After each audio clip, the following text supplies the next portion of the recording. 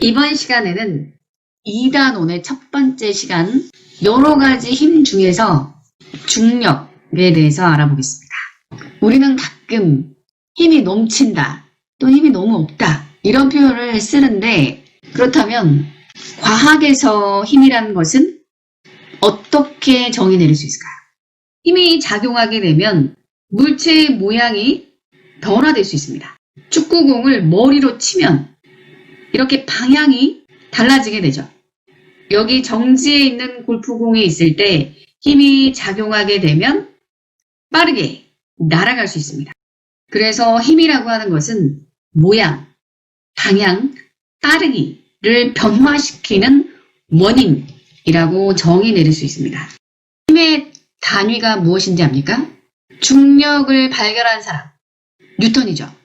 이 사람의 업적을 기리기 위해서 힘의 단위를 뉴턴이라고 하자라고 약속되어 있습니다. 쓸 때는 N이라고 쓰게 됩니다. 뉴턴은 사과나무에서 사과가 떨어지는 것을 보고 놀라운 생각을 하게 되죠. 지구가 사과를 잡아당겼다 라고 생각하게 됩니다. 그래서 중력이라고 하는 것은 지구와 같은 천체가, 지구뿐만이 아니라 달, 금성, 화성 모두 다 물체를 잡아당기는 힘이라고 정의 내렸습니다. 그렇다면 주변에서 중력에 의한 현상에는 어떤 것들이 있을까요? 중력이라고 하는 것은 지구가 잡아당기는 힘이기 때문에 위에서 아래로 떨어지는 경우는 모두 다 중력에 의한 현상이라고 볼 수가 있겠죠. 자, 이렇게 떨어지는 경우를 한번 떠올려 볼까요? 공이 바닥에 떨어지거나, 사과나무의 사과가 바닥에 떨어지거나, 이렇게 롤러코스터가 올라갔다가 아래로 떨어질 수 있는, 스릴 만점일 수 있는 이유도 중력 때문에 가능하다라고 볼 수가 있겠죠. 수력발전의 경우에 이렇게 물이 위에서 아래로 떨어짐으로 해서 그 낙차를 이용해서 전기를 만들어낸다라고 볼 수 있습니다. 하늘에서 우주를 떠돌고 있던 암석 덩어리인 유성이 떨어지는 것도 지구 중력에 의한 것이라고 볼 수 있습니다. 심지어 지구에 존재하고 있는 공기조차도 지구가 잡아당기고 있기 때문에 대기권이 존재할 수 있다라고 볼 수 있습니다. 여러분은 무게와 질량의 차이를 알고 계십니까? 비교를 해보도록 하겠습니다. 정의를 내려보자면 무게라고 하는 것은 중력의 크기라고 볼 수 있고, 질량이라고 하는 것은 물체가 가진 고유한 양이라고 합니다. 무게의 단위는 뉴턴, 무게라고 하는 것은 중력이라고 하는 힘의 크기이기 때문에 힘의 단위인 뉴턴을 쓰게 됩니다. 질량은 킬로그램을 주로 쓰게 되죠. 그렇다면 우리가 몸무게를 재는 것은 무게를 재는 것일까요? 아니면 질량을 재는 것일까요? 몸무게를 잰다라고 하는 말은 말 그대로 무게를 재는 것이 맞습니다. 그런데 우리가 몸무게를 이야기할 때 단위를 뉴턴을 쓰는 것이 아니라 킬로그램을 쓰고 있습니다. 체중계가 무게를 재는 것인데 단위가 뉴턴이 아닌 킬로그램을 쓴다? 이것은 잘못된 표현이라고 볼 수가 있겠죠. 정확하게 표현한다면 50kg이 아니라 50kg 중, 이렇게 중자를 붙이는 게 정확한 표현입니다. 50kg을 잡아당기는 중력의 크기라는 뜻이죠. 그런데 우린 편의상 중자를 생략하고 50kg이라고 표현을 하고 있지만 정확한 것은 중자를 붙이는 것이 맞는 표현이 되겠습니다. 그래서 무게의 단위는 뉴턴이 맞지만 다른 표현으로 쓰자면 킬로그램 중, 또는 이 중 대신에 중력이 하나의 힘이기 때문에 킬로그램 힘 또는 힘이라고 하는 것을 영어로 하면 force가 되기 때문에 킬로그램 F 이렇게 표현을 할 수도 있습니다. 무게가 중력의 크기라면 지구가 이 사람을 얼마나 잡아당겼는가를 표현한 거라고 볼 수 있겠죠. 그러면 이 무게를 측정하려면 잡아당긴 만큼 늘어나는 이런 용수철이 있었을 때 무게를 측정할 수 있다라고 볼 수 있습니다. 그러면 체중계도 무게를 재는 저울이기 때문에 이 저울 안에 용수철이 있어야 되겠나요? 실제로 있는지 확인해 보겠습니다. 이 저울의 뚜껑을 열어보면 이렇게 용수철이 있는 것을 볼 수가 있습니다. 그래서 사람이 저울 위로 올라가게 되면 지구가 잡아당기는 만큼 용수철이 눌리겠죠.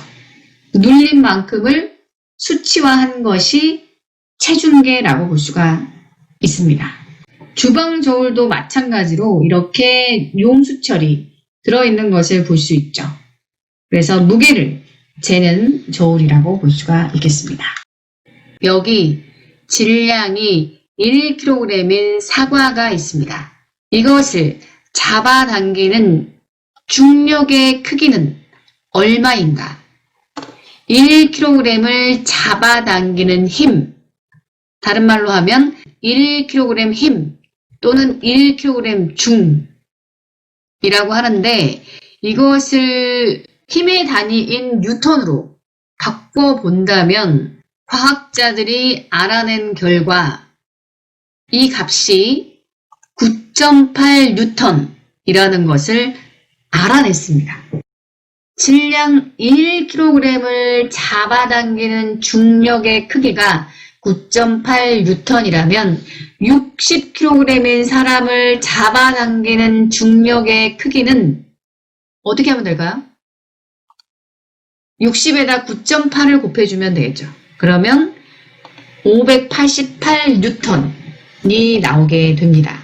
그래서 무게를 구하려면 질량의 9.8을 곱해주면 구할 수가 있겠죠. 1kg을 잡아당기는 중력의 크기는 질량 1kg에 9.8을 곱했을 때 9.8 뉴턴이 나오게 된다라고 했죠. 그런데 이 사과를 달에 가서 그 무게를 측정했을 때 어떻게 될까요? 달이 이 물체를 잡아당기는 중력의 크기는 지구에 비해 6분의 1밖에 되지 않는 걸로 알려져 있습니다. 그래서 지구에서 무게가 9.8 뉴턴이었다면 이것의 6분의 1밖에 되지 않기 때문에 6분의 1을 곱해주게 되면 달이 1kg인 사과를 잡아당기는 힘은 약 1.63 뉴턴 정도가 나오게 됩니다. 무게와 비교해서 질량을 정리해 보도록 하겠습니다. 질량이라고 하는 것은 물체의 고유한 양이라고 했습니다. 이렇게 물체가 있을 때 이것을 이루고 있는 입자의 수 이런 것은 그대로 있죠. 이것이 달에 간다고 해서 결코 물질이 바뀌는 것은 아닙니다. 다만 이것을 잡아당기는 힘이 차이가 생긴다라고 볼 수 있죠. 이 자체는 변함이 없다라는 거죠. 이 물체 자체의 양을 질량이라고 하는데 질량은 어떻게 측정할 수 있을까요? 무게를 측정할 때는 지구가 잡아당기는 만큼 늘어나는 용수철 저울을 이용했다면 질량은 이러한 양팔 저울을 이용해서 측정해낼 수 있습니다. 저울이 수평이 될 때까지 추를 올리면 그 고유한 양을 알 수가 있습니다. 이렇게 추를 보면 이 사람의 질량을 알아낼 수 있게 되는 거죠. 그러면 이 사람의 질량을 달에서 측정을 한다면 어떻게 될까요? 여기에서도 마찬가지로 이 사람 그대로 와서 이 사람의 질량만큼 추를 올린다고 하면 무게처럼 6분의 1 정도만 추가 올라갈까요?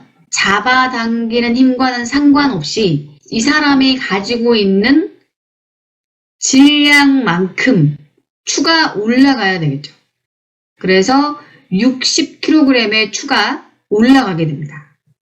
지구에서든 달에서든 간에 이 사람이 가지고 있는 고유한 양, 질량은 변함이 없다라는 거죠. 질량을 재는 저울의 특징은 어떤 것이 있을까요? 먼저 반드시 측정값의 기준이 될 수 있는 추가 있어야 되겠죠. 그리고 이 추와 물체를 올릴 수 있는 곳이 2군데가 있어야 됩니다.